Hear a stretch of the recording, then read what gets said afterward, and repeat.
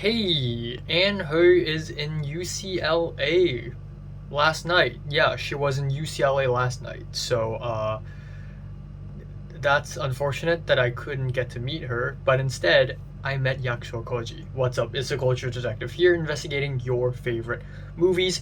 And today I'm going to be doing a movie review on the new, I don't know why I did that, on the new movie Perfect Days, written and directed by Wim Wenders, also co-written with someone else.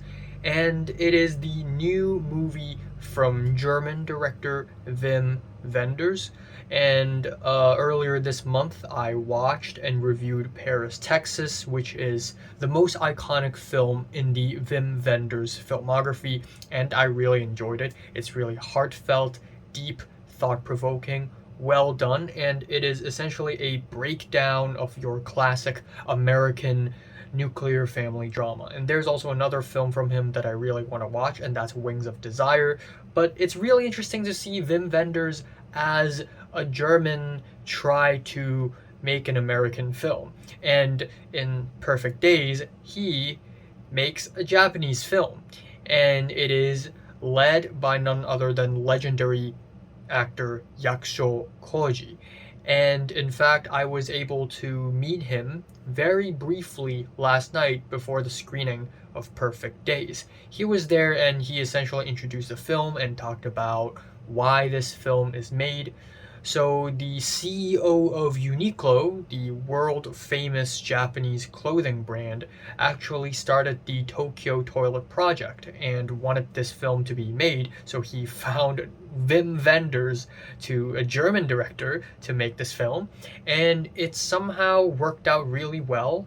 And it got into Cannes Film Festival. It was a huge success and it worked. So that's basically the film. But yeah, I'm really happy to see Yakusho Koji, the man himself. He is a legend. He is the egg yolk guy in Tampopo. He is in Cure, one of my favorite horror films of all times. He is also in the film Eureka, which I also got to see in the same cinema about 3 days ago, and it is a 3 hour slow burn, but damn, is his performance powerful. He's also in some other really good films like 13 Assassins by Mike Takashi, The World of Kanako, and The Third Murder with Koreeda, which are films that I haven't seen, but he won Best Actor at Cannes for Perfect Days, so you know he's pretty damn good. So Perfect Days is essentially a film about Yakusho Koji's character, Hirayama-san, who is a toilet cleaner. And the film shows 8 to 9 days, or I think 10 days of his life for 2 hours, and that's it. So yeah, if you go into this film thinking that it's going to be some crazy emotional journey, well, I'm sorry to disappoint you, it's not going to be like that. This is literally a slice of life. It's literally a slice of his life. This is his life, and this movie extracts 8 days from it and just calls it a day, or calls it a movie. It is literally a slice of life. In a lot of ways, this is like Peterson. Wim Wenders is also doing a little bit of Jean Dielman, but except it's not 4 hours long, it's 2 hours long. But nonetheless, this film is very minimalist, it's very simple, and it's very clean as well.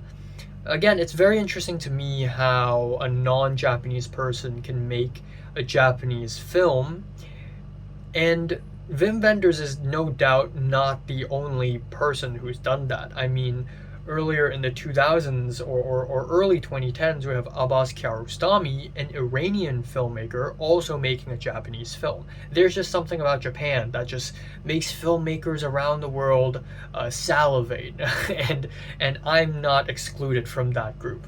But anyways, it's really cool because Wim Wenders depict America as a bland, sad wasteland, but Wim Wenders depict Japan as a very clean, peaceful, futuristic city, and I guess he wouldn't be very wrong with that.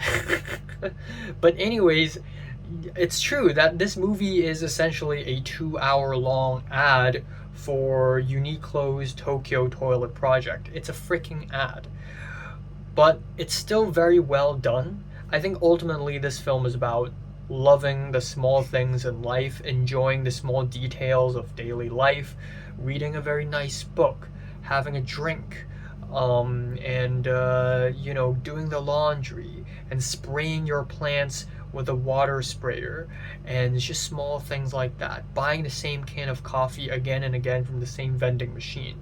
And then a little bit later in the second half of the film, we have longer arcs where Yakusho Koji takes care of his niece for about 3 days, and they don't do anything. They go to the onsen, they read books together, they bike, and then at the end of the film, he shares a beer with a random stranger and plays shadow tag with him. It doesn't really add too much, but it's just wholesome. It's just the small things in life that just makes living worth it. And that's really cool because I can't do that at all. I am in constant need of excitement in my life, or at least some sort of purpose. But this film is exactly about the small things in life, and I actually really respect that and appreciate that. Another really cool thing is that there are multiple scenes in the movie where Yakusho Koji goes to a restaurant to have dinner. And that restaurant is none other than the yakisoba restaurant in the Asakusa Underground Street, which is the same restaurant I went to last year in December when I traveled to Tokyo. So, wouldn't you know that I've been to the restaurant. When I watched the movie, I'm like, I've been to the same restaurant. Ah, so that was really nice. So I have to add points to this movie just because of that. But yeah, in all seriousness, the performance is amazing. Yakusho Koji is a really great actor because there's barely any dialogue in this movie, so it's actually even more difficult because he's using body language and facial expressions to convey emotions, and he does that really well. Also, I didn't feel bored at all in this movie because Vim vendors use a myriad of ways to frame and edit the same things again and again. There are like 10 scenes in this movie where Yakusho Koji wakes up, but every single time it is shot a little differently from a different angle, and the pacing feels a little different.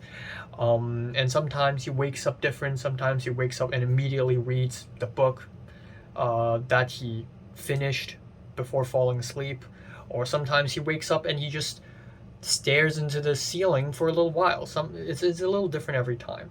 The cinematography is also really good, really colorful lighting.